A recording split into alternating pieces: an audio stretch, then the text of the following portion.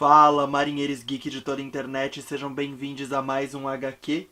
Eu sou o Sérgio e hoje, em clima de Dia das Bruxas, falaremos sobre Asilo Arkham, uma séria casa em um sério mundo, escrita pelo Grant Morrison e desenhada pelo Dave McKean. Essa foi a graphic novel que mudou a minha percepção sobre os quadrinhos. Eu li quando eu tinha aproximadamente 14 anos, porque um amigo meu do colégio me emprestou, e ela mudou completamente a minha visão, porque eu fiquei completamente maravilhado pela riqueza do roteiro e pela arte que dava vida a ele. O Asilo Arkham é o lugar para onde vão todos os vilões insanos do Batman quando eles são presos. A primeira aparição desse lugar foi na revista Batman 258, em 1974, mas naquela época ele ainda era chamado de Hospital Arkham. Em 1980, na revista Batman número 326, ele foi chamado de Asilo Arkham pela primeira vez.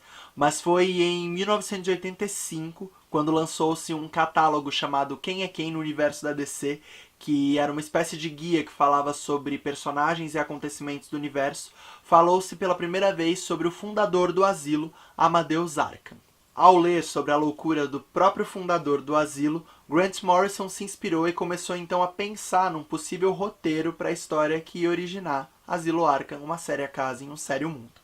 A revista lançou em 1989 e a história se desenvolve a partir de duas linhas. A primeira delas é o Diário de Amadeus Arkham, onde você passa primeiro pela sua infância e convivência com sua mãe que enlouqueceu dentro daquela mansão, e depois pela sua vida adulta, quando ele decide construir na mansão de sua família o asilo. Depois, um de seus pacientes, conhecido como Martin Hawkins, o cachorro louco, assassina brutalmente a sua filha e a sua esposa, o que faz com que Arkham inicie uma vertiginosa queda para a insanidade. A outra linha gira em torno de uma rebelião que acontece dentro do Asilo Arkham num dia 1º de abril, conhecido como Dia da Mentira. Nesse dia, o Coringa e outros criminosos começam uma grande rebelião, liderada pelo próprio Coringa, e ele começa a exigir que o Batman entre dentro do asilo para encontrá-lo. Dentro do asilo, o Batman começa a enfrentar a própria insanidade, e é muito interessante ver como ele fica indefeso e vulnerável nessa HQ. Muitos criticam a fragilidade do Batman nessa HQ, mas eu acho que na verdade faz muito sentido, porque se você for parar pra pensar, o Batman ele é resultado de um trauma sofrido pelo Bruce Wayne na infância com o assassinato dos pais. E o Batman mesmo, ao longo de todas as histórias, em muitos momentos ele tem comportamentos que são bem obsessivos e até questionáveis. Então é interessante ver que o próprio Batman, no início do Asilo Arkham, ele fala que o maior medo dele ao entrar naquele lugar é de talvez se sentir pertencente àquele prédio.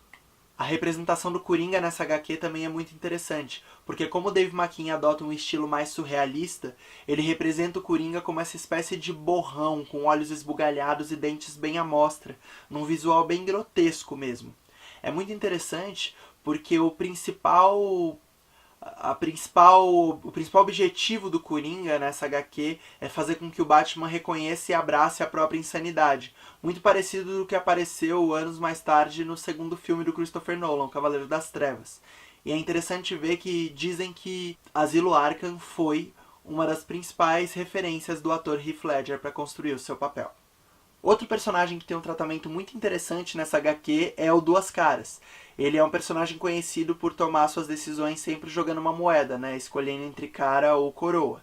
Nesse caso, ele primeiro no tratamento ele recebe um dado para ele poder ter 6 opções, sempre que ele quiser tomar uma decisão, e nessa progressão logo a terapeuta dele entrega para ele um baralho de tarô com cerca de 78 cartas, e aí ele começa a ter muito mais opções quando ele tem que tomar decisões, ou seja, ele começa a complexificar a própria mente.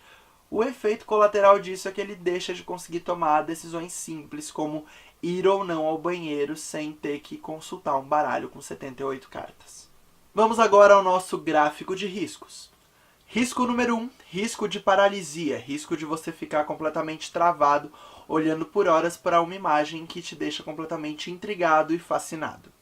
A nota é 10 de 10. A linguagem visual que o Dave McKean cria para essa HQ é fascinante. É uma escolha muito boa essa de tratar o universo da loucura com uma linguagem surrealista, É muito fascinante ver como muitos personagens são tratados como borrões, ou você não consegue ver os olhos deles.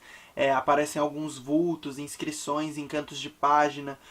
São muitas pistas que ele vai deixando e vários estímulos visuais mesmo. E a mistura de técnicas que ele faz é sempre muito interessante.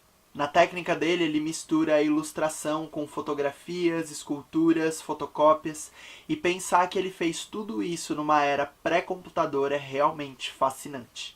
O Dave McKean ficou muito conhecido por desenhar as capas do Sandman, e ele também já ilustrou diversas HQs do Neil Gaiman muito boas, como Orquídea Negra, Violent Cases e Mr. Punch. Outro artista que merece destaque aqui é o Gaspar Saladino, que foi o letrista dessa HQ. As fontes e textos que ele desenha, elas compõem maravilhosamente com a arte do Dave McKean, e em muitos momentos até acentua a personalidade das personagens, como por exemplo as falas do Coringa, que são escritas em vermelho, e a letra ela não segue muitos padrões, então os Os, por exemplo, são desenhados em tamanhos diferentes em muitos momentos, e isso só acentua o modo caótico como o discurso do Coringa é construído, e isso é muito fascinante também. Nessa edição definitiva que eu tenho, o letramento ele tá um pouco ruim, na verdade, é um pouco difícil de ler, mas até onde eu sei, a Panini já corrigiu isso nas edições mais novas, mas é uma coisa para ficar atento quando vocês forem pegar para ler, para dar uma olhada se o letramento tá realmente bem feito, porque isso dá uma mudada na sua percepção da história. Quanto ao risco de contrato eterno, risco de você ter que ler milhares de HQs para conseguir completar essa história, a nota é 3, porque a história se encerra, ela tem início, meio e fim dentro dessa graphic novel mesmo. Existem até outras histórias que podem despertar curiosidade envolvendo o Arkham, mas elas não são sequências diretas dessa HQ. E o Grant Morrison ele até anunciou no ano passado uma continuação, que não vai ser ilustrada pelo Dave McKean, vai ser ilustrada pelo Chris Branhan, mas ela ainda não tem previsão de lançamento. Vamos agora ao risco de fandom, o risco de escreverem milhares de fanfics, fazerem fanarts a respeito desse universo. A nota é alta, é um 8 de 10, porque eu encontrei uma série de fanfics a respeito desse universo. É um universo muito fascinante que o Grant Morrison cria a respeito dos vilões e de suas lógicas, e muitas pessoas escrevem a respeito, querendo expandir e até aprofundar dentro dessa história criada pelo Grant Morrison, então tem muita coisa interessante para ser vista. Vale comentar também que a série de videogames do Batman nasce de referências a essa história. O primeiro jogo da série Arkham é o Asilo Arkham, que gira em torno de uma rebelião que acontece dentro do asilo liderada pelo Coringa. Vamos agora ao risco de esmagamento, o risco da realidade retratada nessa HQ esmagar você feito uma panqueca. Eu dou um 7 de 10 porque não é uma HQ tão esmagadora. É inclusive muito interessante porque ela tem seus momentos que dão aquela esmagadinha em você, mas ela não deixa que você se demore muito nas sensações. O ritmo onírico do roteiro e dos desenhos, ele não deixa que você se demore muito no que você sente. Você vai meio que passando por sensações e sentimentos de uma maneira muito fluida, é muito interessante. No risco de explosão, risco de a sua cabeça explodir em milhares de pedacinhos incandescentes, vai uma nota 9 de 10. A minha sensação é que nessa história a sua cabeça vai explodindo aos pouquinhos, sabe? Com o encadeamento dos fatos, o tratamento que é dado pelos personagens, as reviravoltas, elas vão aos pouquinhos dando aquelas explodidinhas, as referências vão passando por você e vão te dando uns estalos e fica um pouco difícil de manter a poker face. O Grant Morrison é um roteirista muito famoso, ele escreveu HQs clássicas como O Homem-Animal e muitos arcos de vários heróis como a Liga da Justiça da América, os dos X-Men. Eu inclusive estou há muito tempo namorando um arco dos X-Men que ele escreveu que chama E de Extinção, e muito em breve eu lerei ele. Na edição definitiva do Asilo Arkham vem junto o roteiro que o Grant Morrison escreveu. E é muito interessante dar uma olhada nele porque ele tem um formato quase cinematográfico, muito diferente do modo como os roteiros de HQs geralmente são escritos. E é muito legal porque você consegue ver uma descrição muito detalhada de símbolos e que trazem temáticas que ele quer abordar na HQ. Isso é muito legal porque isso possibilitou que o Dave McKean viajasse e desse muito mais personalidade às artes. Então vale muito a leitura desse roteiro, porque você consegue entender muitas coisas, né, que ele usou para construir o discurso e abordar os temas que ele queria nessa HQ. Ele faz muitas referências a Alice no País das Maravilhas, e é muito interessante porque o Batman nessa HQ é quase como se ele fosse a própria Alice, explorando a Toca do Coelho, né? Encontrando a cada página um novo habitante do asilo.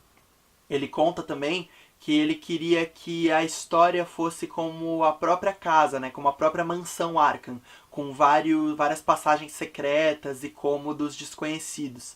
Assim, é uma HQ em que na sua estrutura você consegue reconhecer superficialmente todos os cômodos, mas pode ir encontrando ao longo algumas passagens secretas e imagens ou discursos que remetem a tempos diferentes da história, ou outros momentos ou personagens. Então é realmente um universo muito complexo que você pode, no qual você pode mergulhar depois.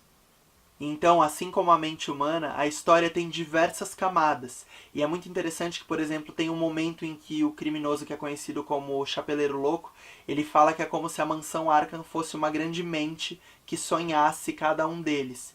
E a forma onírica como tanto o texto quanto a arte é construído nessa graphic novel ajudam você a embarcar nessa ideia.